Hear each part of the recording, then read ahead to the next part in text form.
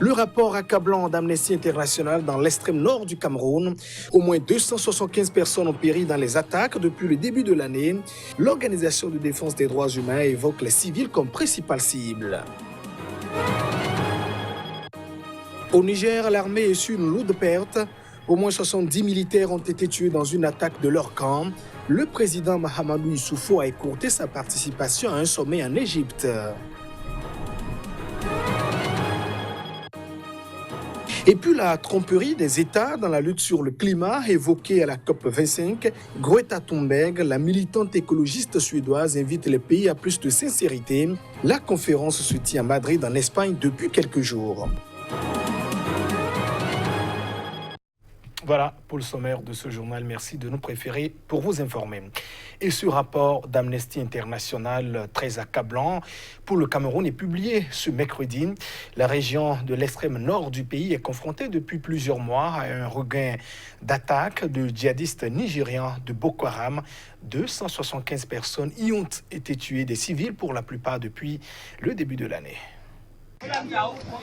L'Organisation de défense des droits de l'homme, dans un communiqué, a fait des révélations inquiétantes. Au moins 275 personnes ont été tuées, d'autres mutilées ou enlevées depuis le début de l'année, avec le regain d'attaques de Boko Haram dans l'extrême nord du Cameroun. D'après Amnesty International, sur ces 275 homicides, 225 sont contre des civils. L'ONG affirme avoir mené une enquête de terrain dans la région camerounaise, cible depuis 5 ans d'assaut du groupe islamique. Des crimes de droit international et une série d'abus des droits humains commis par les djihadistes nigérians ont été documentés, à en croire la même source. Amnesty International rend notamment compte des pillages et incendies de maisons et de centres de santé, de même qu'elle révèle l'homicide d'un non-voyant et le cas de 3 femmes amputées d'une oreille.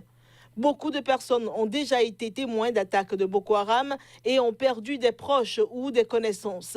Les corps de 3 villageois qui avaient été kidnappés vendredi avec une femme par Boko Haram ont été retrouvés décapités. 2 jours avant, 17 jeunes Camerounais, garçons et filles de 11 à 20 ans, avaient été enlevés par Boko Haram dans la même région. Ils n'avaient pas été retrouvés jusqu'à mercredi. Le Cameroun a dénombré depuis 2014 près de 13 000 attaques de Boko Haram sur son territoire qui ont fait plusieurs milliers de morts selon Yaoundé.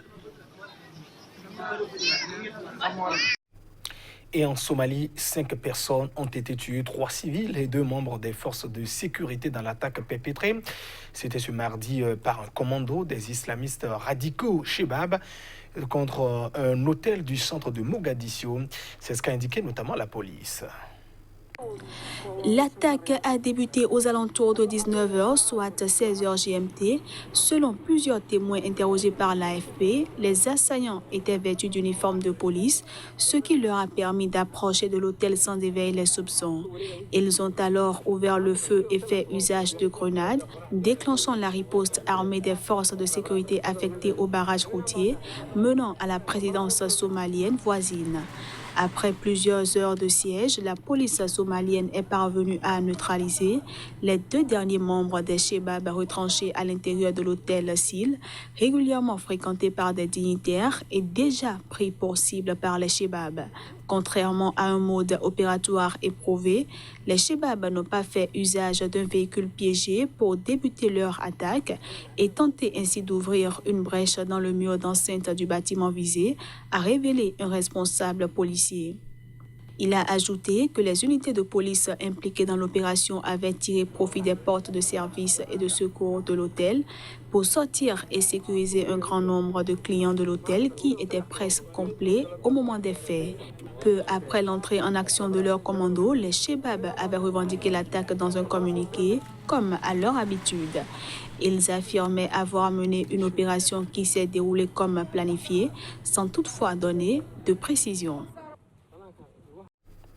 Le chef du bureau de la MINUSMA à Kidal a été démis de ses fonctions et déclaré persona non grata à Bamako. Cela fait suite à des propos polémiques qu'il a tenus sur la ville de Kidal début décembre. Les précisions.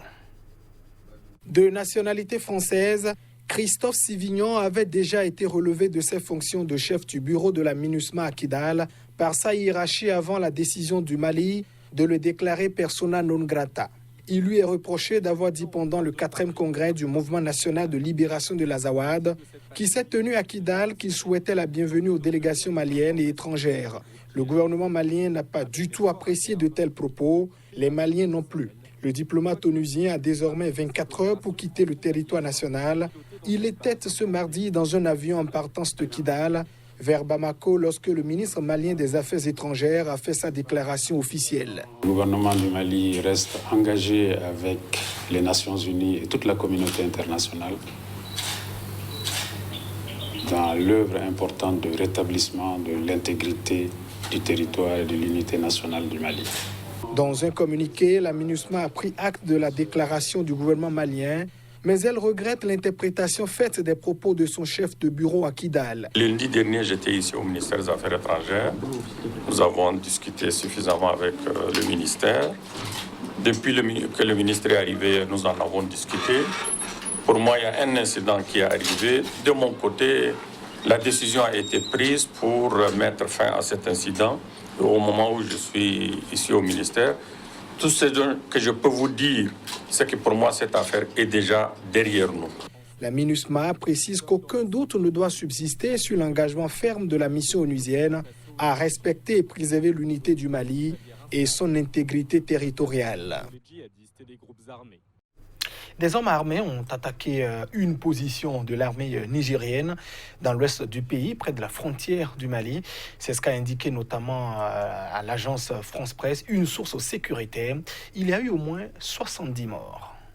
C'est une position de notre armée dans la zone d'Inates qui a été attaquée. Les assaillants venus par dizaines et par petits groupes à moto ont attaqué le camp qu'ils ont encerclé aux environs de 19h25 local, a expliqué une source sécuritaire à l'AFP. Elle n'a pas pu fournir de bilan dans l'immédiat. L'attaque a été repoussée et la situation est actuellement sous contrôle. Des renforts ont été envoyés sur place, a-t-elle cependant assuré. Le 1er juillet 2019, 18 soldats nigériens ont été tués et 4 portés disparus lors de l'attaque de ce même poste militaire avancé d'Inates, revendiqué par le groupe État islamique. Auparavant, c'est dans cette même zone que 18 combattants de l'organisation État islamique dans le Grand Sahara avaient été tués lors d'une opération conjointe des forces armées nigériennes, françaises et américaines menée du 8 au 18 juin. Le 14 mai, une embuscade de l'EIGS avait coûté la vie à 28 soldats nigériens dans une zone voisine.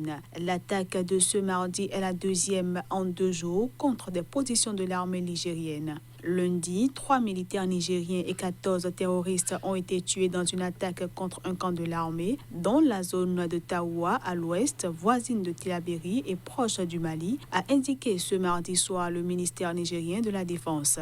Pays très pauvre, le Niger, comme ses voisins sahéliens, fait face à des attaques récurrentes des groupes djihadistes dans l'ouest. Le Niger est aussi confronté au raid du groupe islamiste nigérien Boko Haram dans le sud-est.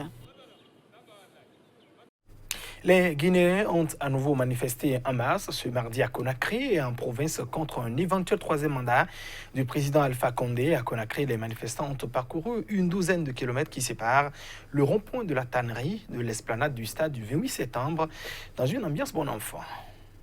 À l'appel du Front national de défense de la Constitution qui regroupe l'essentiel de la société civile et l'opposition politique, une foule compacte a envahi les rues de la capitale Conakry ce mardi. Les manifestants, chiffrés à 1 million selon un responsable de l'opposition, ont marché du rond-point de la tannerie à l'esplanade du stade du 28 septembre dans une ambiance bon enfant avant de se disperser sans incident. Des témoins ont également rapporté la mobilisation de milliers de personnes dans les villes de Mamou et d'Alaba, situées au centre, et Labé, situées au nord. Le Front national de défense de la Constitution achève ainsi son 6e appel à manifester depuis le début du mouvement il y a 2 mois. Mais c'est la première fois que marchent les leaders de la société civile depuis leur libération. Cependant, plusieurs militants restent incarcérés, notamment le coordinateur du Front et plusieurs autres personnes dont le verdict du procès est attendu pour le 19 décembre prochain. Aujourd'hui, nos pensées vont vers nos morts, vers nos amis qui sont devant les tribunaux, a déclaré à Conakry le coordinateur national du Front, Abdourahmane Sano, lui-même sorti récemment de prison en attendant une décision en appel, après avoir été condamné à de la prison ferme en première instance. À 81 ans, le président Alpha Condé, ancien opposant historique, qui fut le premier président démocratiquement élu, entretient le flou sur ses intentions de briguer un troisième mandat. Mais il a lancé en septembre des consultations sur la Constitution qui limitent à 2 le nombre de mandats présidentiels. Ces accusations de Greta Thunberg à la COP25, la jeune militante du climat suédoise, a dénoncé la tromperie des États, même les plus ambitieux, sur leurs engagements en matière de lutte contre le changement climatique. Les engagements actuels de l'État pour le climat, s'ils étaient respectés, conduiraient à une hausse du mercure d'au moins 3 degrés Celsius. Et les quelques 200 États signataires de l'accord de Paris réunis à Madrid du 2 au 13 décembre sont donc sous pression pour faire plus et plus vite. Mais à 4 jours de la fin de la réunion, les signes d'ambition sont faibles, ce qui suscite la colère des militants du climat. Même si les intentions sont bonnes, ce n'est pas du leadership, ce n'est pas dirigé. C'est une tromperie, parce que la plupart de ces promesses ne comprennent pas l'aviation, le transport maritime et les biens de consommation importés et exportés. Elles prévoient toutefois la possibilité pour les pays de compenser leurs émissions ailleurs. Trouver une solution holistique devrait être l'objectif de la COP, mais au lieu de cela, elle semble s'être transformée en une sorte d'opportunité pour les pays de négocier des failles et d'éviter de relever leurs ambitions.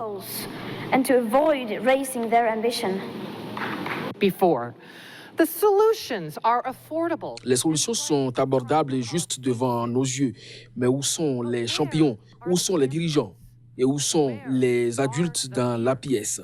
Franchement, je suis en colère et je suis fatigué d'entendre les dirigeants, les gouvernements et les négociateurs parler de toutes les choses qu'ils ne peuvent pas ne pas faire.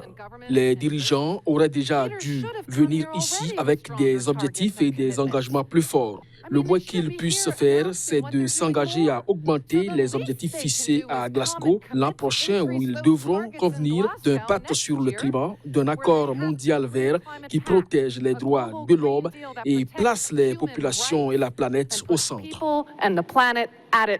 Pendant ce temps, des milliers de personnes étaient rassemblées devant la mairie de Sydney pour demander au gouvernement australien de prendre des mesures d'urgence pour le climat. Mesdames, Messieurs, c'est la fin de cette édition. Merci à vous de nous avoir suivis. Restez fidèles au programme de votre télévision. Au revoir.